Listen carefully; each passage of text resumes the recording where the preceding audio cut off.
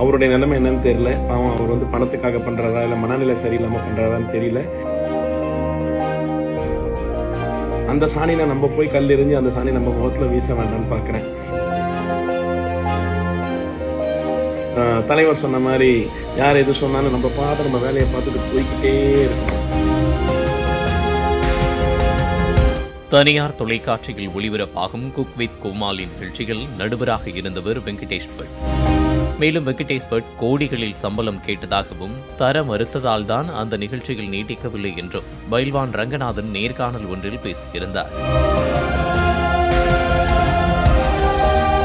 இந்நிலையில் வெங்கடேஷ் பட் இன்ஸ்டாகிராமில் வீடியோ ஒன்றை வெளியிட்டுள்ளார். பயில்வான் ரங்கநாதன் என்ற யாரோ ஒருவர் என்னை பற்றி அவதூறாக பேசி வீடியோ ஒன்றை வெளியிட்டிருக்கிறாராம். அந்த வீடியோவிற்கு கீழே அவரை திட்டி பல பேர் கமெண்ட்களை பதிவிட்டு வருகிறீர்கள். என்னை நேசிப்பவர்கள் தயவு செய்து திட்டி கமெண்ட்களை பதிவிட வேண்டாம் என்று தெரிவித்துள்ளார். எல்லாருக்கும் வணக்கம்.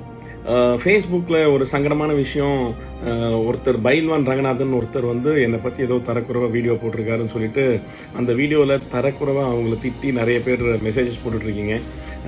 என்னை நேசிக்கிறவங்க, என்னுடைய ஃபேன்ஸ், என்னை மதிக்கிறவங்க, என் மாதிரி நிறைய பாசம் வச்சுருக்கீங்க. தயவு செஞ்சு அந்த மாதிரி திட்டி மெசேஜஸ் போடாதீங்க. நாம் சூரியனாக இருப்போம், நம்மை பார்த்து எந்த நாய் வேண்டுமானாலும் குறைத்துக் கொள்ளட்டும் என்றும் வெங்கடேஷ் பட் பேசியிருக்கிறார். மேலும் வீடியோவின் கேப்ஷனில் பழமொழி சொன்னேன், அவரை இல்லை என்றும் குறிப்பிட்டுள்ளார். அவருடைய நிலைமை என்னன்னு தெரியல. பாவம், அவர் வந்து பணத்துக்காக பண்றாரா இல்லை மனநிலை சரியில்லாமல் பண்றாரான்னு தெரியல. அவர் ஏதோ குழப்புக்காக பண்றாரு. அவர் பாட்டு பண்ணிட்டு போகட்டும். அந்த சாணியில நம்ம போய் கல் எறிஞ்சு அந்த சாணி நம்ம முகத்துல வீச வேண்டாம்னு பார்க்குறேன். உண்மை இல்லாமல் செய்யற பல விஷயங்கள் இன்னைக்கு சோஷியல் மீடியாவில் வளம் வந்துகிட்டு இருக்கு.